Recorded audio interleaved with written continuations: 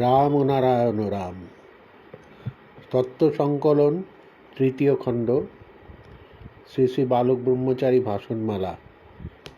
নিজেকে জানো। ঠাকুর বলছেন, কে ভগবান জানা নেই। ভগবান আছেন কি নেই তা সঠিক কোনো প্রমাণ নেই। শুধু মহানের মুখের কথায় বা শাস্ত্র গ্রন্থের উপর নির্ভর করলেই তো চলবে না। জ্ঞানের উপর নির্ভর করতে হবে, যুক্তির উপর নির্ভর করতে হবে। জ্ঞানের যন্ত্রে যা টিকবে না তা নিয়ে অযথা মাথা ঘামাতে নেই। তাই ভগবান আছেন কি নেই তা নিয়ে মাথা ঘামাতে হবে না। জ্ঞানই সকল ধ্যান ধারণার মূল বীজ।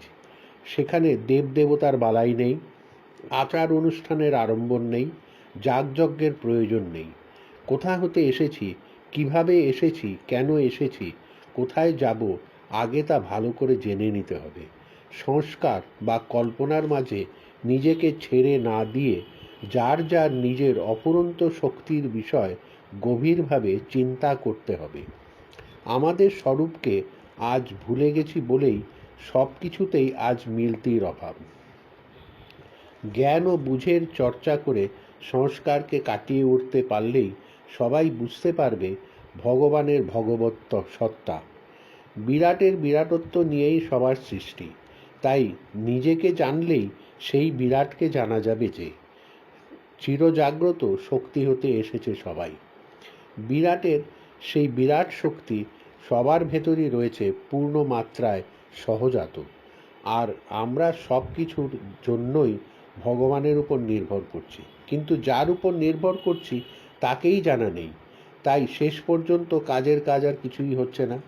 তাই সংস্কারের বেড়াজালে না পড়ে বাস্তব বুদ্ধির দ্বারা বিশ্ব রহস্য বুঝতে চেষ্টা করতে হবে, প্রকৃতির রহস্যকে জানতে হবে। এর জন্য তন্ন তন্ন করে নিজেকেই বিশ্লেষণ করতে হবে। যার যার নিজের ভেতরেই ধ্যান করতে হবে, যোগ করতে হবে। আলাদা করে কাউকে ডাকতে হবে না, পূজা করতে হবে না। কার পূজা কে করে? যে যার নিজের পূজাই করে। নিজেকে জানো, নিজেকে বোঝো।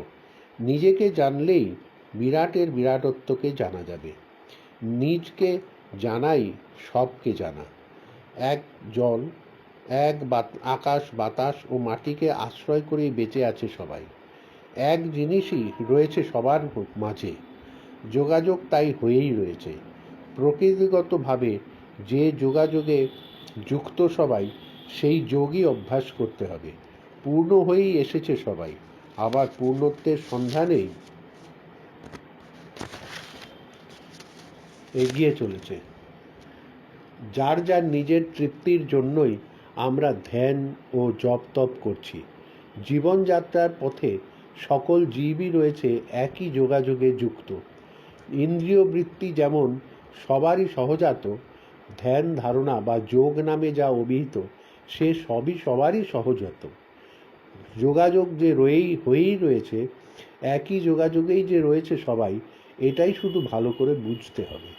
সবার মাঝেই যে সব কিছু সহজাত, চর্চা করে তাকেই মনে প্রাণে গেঁথে নিতে হবে। আমাদের পূর্ণ স্বরূপ পূর্ণত্বেই যে আছে, সাধারণভাবে সবার মাঝে যা আছে তা দিয়েই বুঝতে হবে।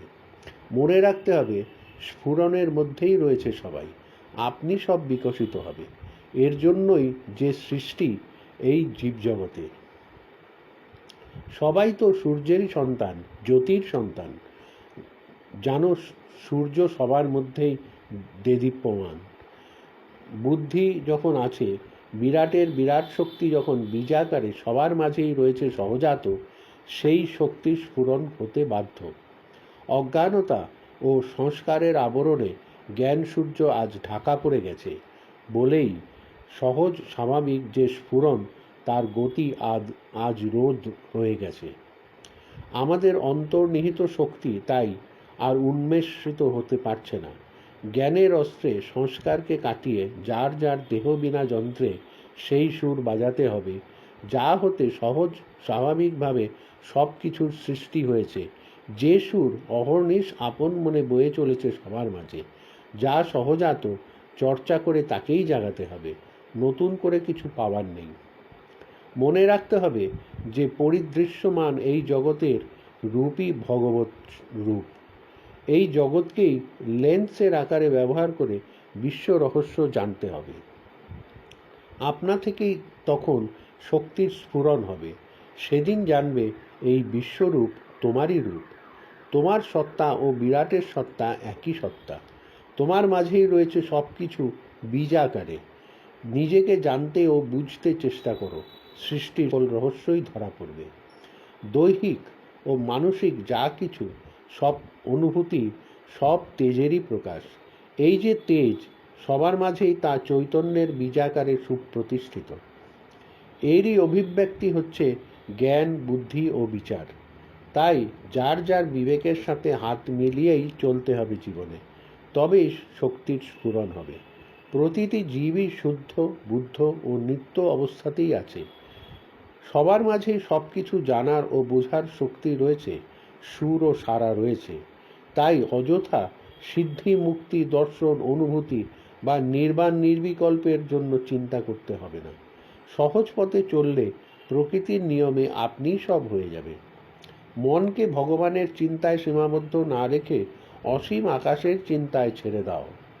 মন তখন আপন গতিতেই এগিয়ে যাবে, সব কিছু জানতে জানতে, বুঝতে বুঝতে।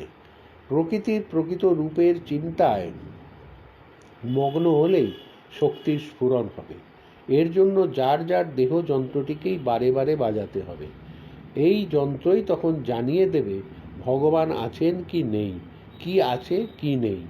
তখন নিজেই জানবে কে তুমি, কোথা হতে, কিভাবে, কিসের জন্য আগমন এখানে। তাই তুমি তোমাতেই স্থিত হও, নিজেকেই তন্ন তন্ন করে খোঁজো, তবেই বিশ্ব বিরাটকে জানতে ও বুঝতে পারবে। জাগরণের যে বীজটি সবার মাঝেই সহজাত, চর্চা করে তাকেই শুধু ফুটিয়ে তুলতে হবে। এর জন্যই পূজা অর্চনা, যাগ যজ্ঞ, জপ তপ, যাবতীয় যা কিছু যার যার জীবন গ্রন্থই বারবার করে পাঠ করতে হবে। আলাদা কোনো শাস্ত্র গ্রন্থ পাঠ করতে হবে না। যার যার নিজের সত্তাকে বারবার খুঁজলেই সব জ্ঞাতে আসবে। এই জগতের যত রূপ সবই যে তোমারই রূপ, তখন তা ঠিক ঠিক উপলব্ধিতে আসবে। সবাই যে আমরা সেই পূর্ণত্বেরই প্রকাশ ও বিকাশ, এটা তখন সত্যিকারের বোধগম্য হবে। বিশ্বের সব ক্ষমতাই তখন তোমার আয়ত্তে এসে যাবে। তুমি তখন তোমার স্বরূপকে, নিজস্ব সত্তাকে জানতে পারবে। এই বিরাট সৃষ্টির সেটাই উদ্দেশ্য। সাধনা তাই আলাদা কিছু নয়। সাধনা হচ্ছে নিজেকে জানার সাধনা, যার যার সুরের সাধনা। সবাই আমরা সুরের খেলায় জাগ্রত সুর হয়েই আছি। এই যে হাসি, কান্না, ছল, বল, কৌশল সবই সুরেরই খেলা। সেই সুরের সন্ধানী হতে হবে। স্ফুরণের ভাবটা অহর্নিশ আমাদের মাঝে খেলা করছে। প্রণবের সুরটা প্রতি মুহূর্তেই আমাদের মাঝে বয়ে যাচ্ছে। বাচ্চা শিশুর যে ওয়া ওয়া ধ্বনি, সেখানেও প্রণবই বিদ্যমান। আবার মৃত্যুপথযাত্রীর যে শেষ টান, সেখানেও সেই প্রণব। সব কিছুর মাঝেই রয়েছে সেই প্রণবেরই ধ্বনি। শুধু ধরতে পারলেই হয়, তখন বেঁচে থেকেই মৃত্যুর পরের অবস্থাটা জেনে নিতে পারা যায়। জন্ম থেকে মৃত্যু পর্যন্ত সবার মাঝে প্রণব আকারে যে সুর সহজ গতিতে প্রবাহিত হচ্ছে, সেই সুরের সত্যিকারের স্ফুরণ হলেই জাগবে এক বোধ ও বিশ্ববোধ। স্রষ্টার শ্রেষ্ঠ ক্ষমতা তখন আয়ত্তে এসে যাবে। বিশ্ব প্রকৃতিতে যা কিছু আছে তার স্বরূপকে উপলব্ধি করাই হচ্ছে দর্শন, আর তার তত্ত্বকে অনুভব করাই হচ্ছে অনুভূতি। যার যার বাহ্যেন্দ্রিয়র সাহায্যেই তা হবে। আবার চিদানন্দ ব্রহ্মানন্দের কথা যে বলা হয়, দেহস্থিত বুদ্ধির দ্বারাই তো আসছে সেই অনুভূতি। বিশ্ব প্রকৃতি যে ছন্দে, যে গতিতে চলছে, তার সেই সুরকে অন্তরে অন্তরে যখন অনুভব করতে পারবে, তখনই হবে অনুভূতি। আগে সব কিছু অনুভব করো, নিজেকে বারবার সেধে সুরকে আয়ত্ত করো। সুর একবার আয়ত্তে এসে গেলে ভেতরের সুরই জানিয়ে দেবে কি আছে কি নেই, কোনটা দরকার, আর কোনটা দরকার নয় কাউকে তখন আর কিছু বলে দিতে হবে না। আলাদা করে পূজা অর্চনার মাঝেও যেতে হবে না। জীব তখন নিজেই বুঝতে পারবে সবাই রয়েছে একই সত্তার মাঝে, প্রকাশিতের সত্তাকেই প্রকাশ করে যাচ্ছে সবাই।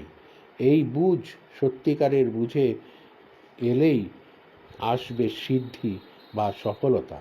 এরই নাম মুক্তি, নির্বাণ বা নির্বিকল্প। রাম ও নারায়ণ রাম। আজ এই পর্যন্ত।